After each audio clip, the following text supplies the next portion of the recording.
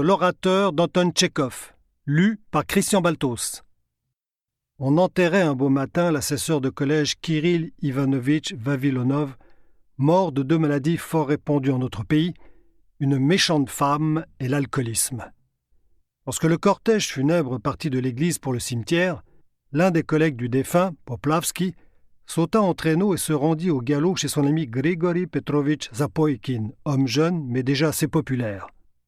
Zapoïkin, comme beaucoup de lecteurs le savent, possède le rare talent de prononcer à l'improviste des discours pour mariage, jubilé, enterrement. Il peut parler à volonté en s'éveillant, à jeun, abominablement ivre, dans le délire de la fièvre.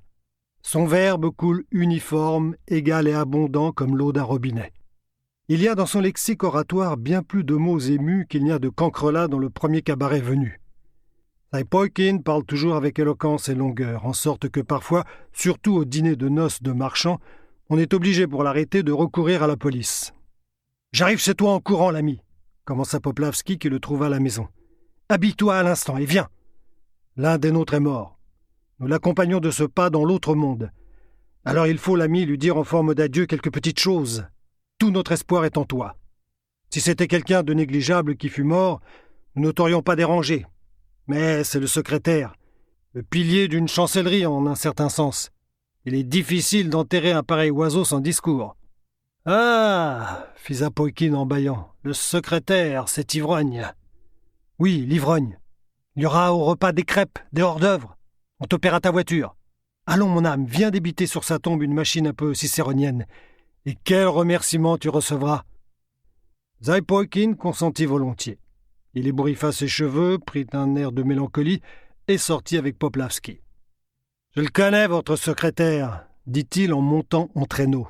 « Un finaud et un animal comme il y en a peu. Dieu ait son âme. »« Allons, Grisha, il ne faut pas insulter les morts. »« Ça, bien sûr. Aut mortuis nihil bene. Mais c'est tout de même un filou. » Les amis rejoignirent le cortège et s'y mêlèrent. Les porteurs marchaient lentement, en sorte qu'ils eurent le temps d'entrer 3 fois dans des débits et d'avaler dans chacun un petit verre pour le repos de l'âme du défunt. Au cimetière, on chanta un requiem. Docile à l'usage, la belle-mère, la femme et la belle-sœur du défunt pleuraient beaucoup. Lorsqu'on descendit le cercueil dans la fosse, sa femme s'écria même « Laissez-moi aller avec lui !» Mais elle n'entra pas avec son mari dans la fosse, se souvenant sans doute de sa pension de veuve. Ayant attendu que tout fût calme, Zapoïkin se porta en avant, promena les yeux sur l'assistance et débuta. « En doit-on croire ses yeux et ses oreilles ? N'est-ce pas un horrible rêve que ce cercueil ? Ces figures en larmes, ces gémissements et ces cris ? Hélas, ce n'est pas un rêve et la vue ne nous trompe pas. Celui que nous vîmes il y a si peu de temps, si alerte, si juvénilement frais et sain, celui qui, il n'y a pas longtemps, pareil à l'abeille infatigable, portait sous nos yeux son miel dans la ruche de l'ordre général, celui qui, celui-là même est maintenant changé en poussière, en un mirage palpable. La mort impitoyable a posé sur lui sa main rude, au moment où, malgré son âge déclinant, il était encore en pleine floraison de force et de radieux espoir. Perte irréparable, qui nous le remplacera ? Nous avons beaucoup de bons fonctionnaires, mais Prokoti Osipovitch était unique. Il était du fond de l'âme dévoué à son honnête devoir, ne ménageant pas ses forces, ne dormant pas les nuits, désintéressé, incorruptible. Comme il dédaignait ceux qui voulaient le soudoyer au détriment des intérêts généraux, ceux qui, au moyen des biens séduisants de la vie, essayaient de l'amener à manquer à son devoir. Oui, Prokofie Ossipitch distribuait sous nos yeux ses faibles appointements à ses collègues les plus pauvres. Et vous venez d'entendre à l'instant les gémissements des veuves et des orphelins qui subsistaient de ces deniers.